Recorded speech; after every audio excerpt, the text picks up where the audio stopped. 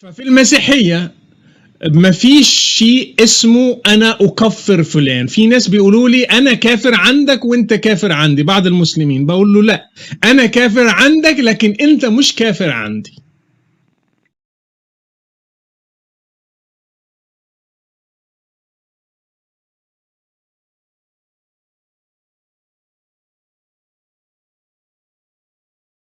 اتفضل. مين معانا؟ نظيم، اتفضل. هلو، مساء الخير. اسم حضرتك مرة ثانية؟ مساء الخير. نزار؟ لا، أنا اسمي زين خير الله. زين، أهلا بيك يا أخي زين، اتفضل. أهلا وسهلا. أنا سمعت الأستاذ رشيد يتكلم يقول أن لا يوجد في المسيحية كفر، فأنا أريد أن أنقل له بعض النصوص والمراجع. هل سيعطيني الوقت أم سيقاطعني حتى لا أعرض هذه المراجع؟ أريد أن أفهم. إذا سأقاطع خلاص لا آتي بهذه المراجع. داخل من البداية. أولا أجبني على ما طرحته في الإسلام. لا صح، لحظة. أولا أجبني على ما طرحته في الإسلام أولا، بعدها سأجيبك على ما تطرحه في المسيحية. تفضل. طيب، لا حضرتك أنت عامل الحلقة التكفير بين المسيحية والإسلام، وأنا لم أشاهد الحلقة كلها الصراحة. الآن لم تشاهد؟ يا لسه بتقول أنا شاهدت. سمعتك تقول أن لا يوجد تكفير، يعني من كل الحلقة سمعت فقط هذه الكلمة؟ لا استنى، أنا فاهمكم. بص أنا كنت هناك، أنا بفهم العقلية جيدا، وما تعملش الحركات دي معايا، الله يخليك، أنا مسلم سابق. هذه المصادر. لحظة، انت جاي مش حابب اي شخص يتكلم عن اسلامك، طالع بس تتكلم عن المسيحية. انا لن اعطيك هذه الفرصة الا لما تناقش معي الاسلاميات. لا ساعطيك لا ما سمعتنيش كويس. ساعطيك الحق تتكلم في المسيحية لما تناقش معي الاسلام. طيب انت لا انت تشترط علي هكذا وانت عامل حلقه. طيب ما تضيعش وقتي. مع السلامة. انا افهم عقليتكم جيدا. انت هذه النوعية عايز يتجنب النقاش في الاسلام، واللي انا عرضت نصوص كتيرة عنه واخد فقط حتة المسيحية. طبعا أنا لم أقل له أني لن أناقشك في الإسلام، قلت له سأناقشك ولكن الصوت كان غير ظاهر. لكن أنا قلت له دعني أتكلم، يعني أعرض المراجع المسيحية أولا ثم أرد عليك في الأمور الإسلامية. أنا لم أرفض النقاش في الأمور الإسلامية كما يكذب هو، أنا قلت ذلك في المكالمة، لكن هو ما عرض صوتي، هو كان يرفع في صوته وصوته هو أعلى مني بحكم أنه موجود في الاستديو، أما أنا لست موجودا في الاستوديو.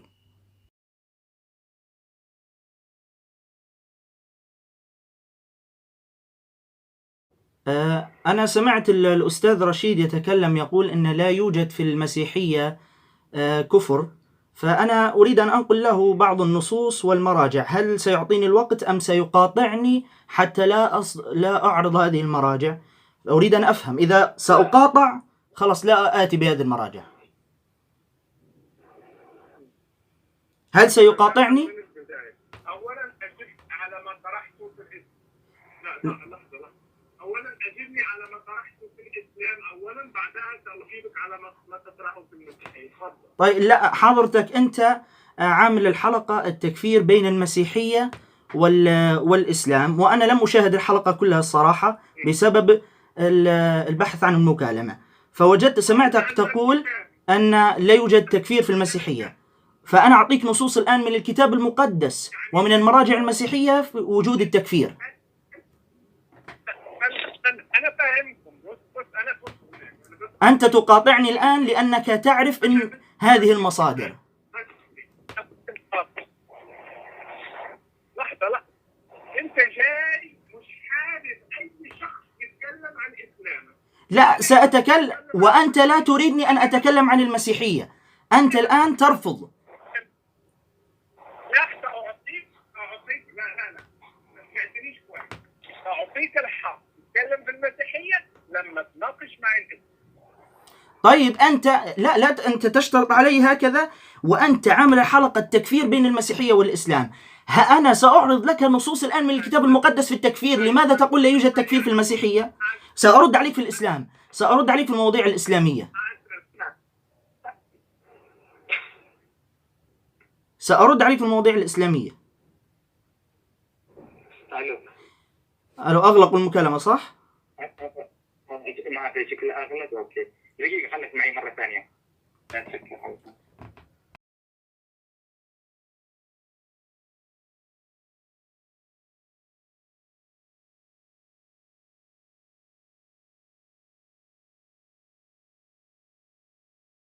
كما رأيتم إخواني الكرام هرب من المناظرة أو الحوار ولم يتركني أتكلم كلمة واحدة فقط، حتى كلمة لم يتركني أتكلم ولم أعرض أي مصدر.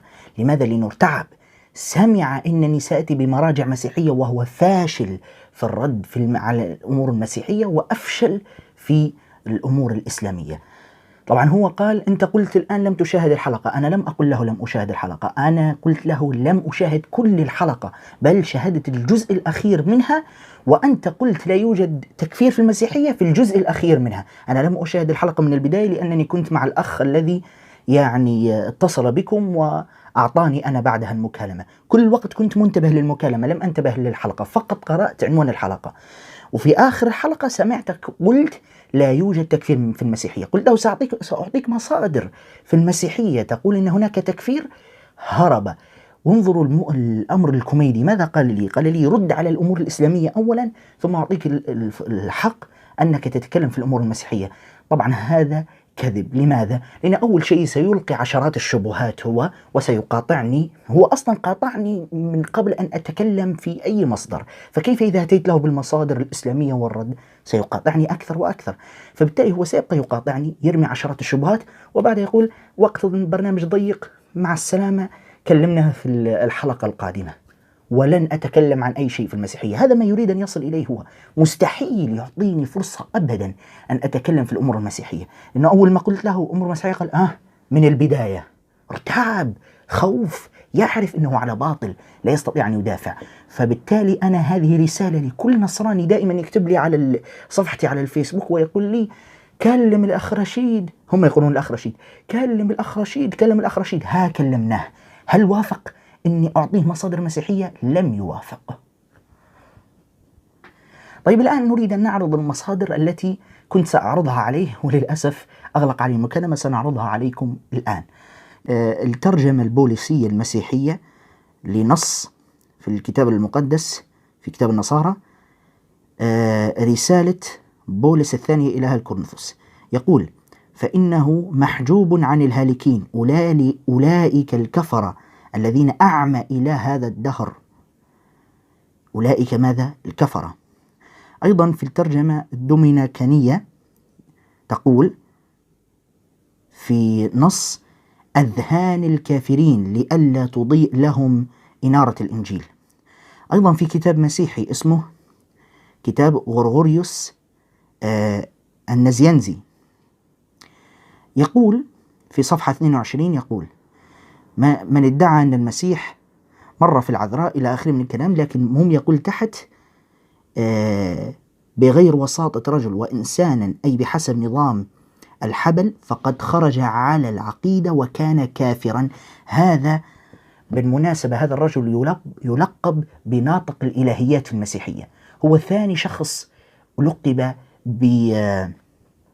بناطق الإلهيات بعد يوحنا. أيضا هذا كتاب شرح الإيمان المسيحي للقديس أمبروسيوس يقول في صفحة 63 فإن آريوس المعلم الأول لهذا التعليم الكفري، لهذا التعليم ماذا؟ الكفري. أيضا كتاب للقديس أثناسيوس الرسولي، كتاب ضد الأريوسيين المقالة الثانية، يقول التالي لذا فإن حسب أفكار الكافرين يكون الابن الذي خلق. أيضا نفس الكتاب ضد الأريوسيين المقالة الثالثة يقول فيها أثناسيوس يقول التالي وهم يخترعون الكفر بقوة لأن الأب الذي إلى آخر الكلام. هل رأيتم لماذا رشيد كان يخشى أنني أعرض هذه المصادر؟ لأنه هو يعرف هذه المصادر وخايف، لكنه يدلس على المشاهدين ويقول لا يوجد كفر في المسيحية. وعلى فكرة في عشرات النصوص وعشرات الكتب، لكنني خشية الإطالة أتيت بهذه الكتب فقط حتى أبين لكم أن هذا الشخص مدلس كذاب. رأيتم يا نصارى، يا من تقولون لي اتصل برشيد، أي نصراني سيقول لي اتصل برشيد سأضع هذا الفيديو في عينيه الاثنين حتى يرى هذا الكذاب المدلس كيف هرب. وبالمناسبة أنا أعرف أنه كان سيغلق المكالمة. والله كنت امبارح أتحدث أنا ووالدتي الله يحفظها ويطول في عمرها، كنت أتكلم معها وأخبرتها أني سأتصل بهذا المدلس وهكذا، فقلت لها أنا على يقين أنه سيغلق المكالمة ولن يعطيني الفرصة، ولكن أنا لأنني أعلم هذا، ولكن مع ذلك سأتصل حتى أقيم الحجة على المشاهد النصراني الذي دائما يكتب لي في التعليقات اتصل برشيد اتصل برشيد، وعلى أساس علمت زمانه، واتصلنا به لم نأتي بمرجع واحد فقط، بدأ يقاطعني ويقول لي مع السلامة ويريد أن يتكلم في الأمور الإسلامية. أنت مش حامل الحلقة بعنوان التكفير بين المسيحية والإسلام؟ أنا حر، أبدأ بالأمور الإسلامية، أبدأ بالأمور المسيحية. أنت كاتب العنوان هكذا، أنت كاتب العنوان تكفير بين المسيحية والإسلام، انتهى الأمر. ما دام كاتب هكذا العنوان أنا براحتي أبدأ بأي شيء يعني أريده. هل أنت تشترط على المكالم، على المتصل، تشترط عليه ماذا يبدأ وماذا لا يبدأ؟ ألا تعطي أنت هذه الاتصالات لتعطي الحرية للمتصل ماذا يقول؟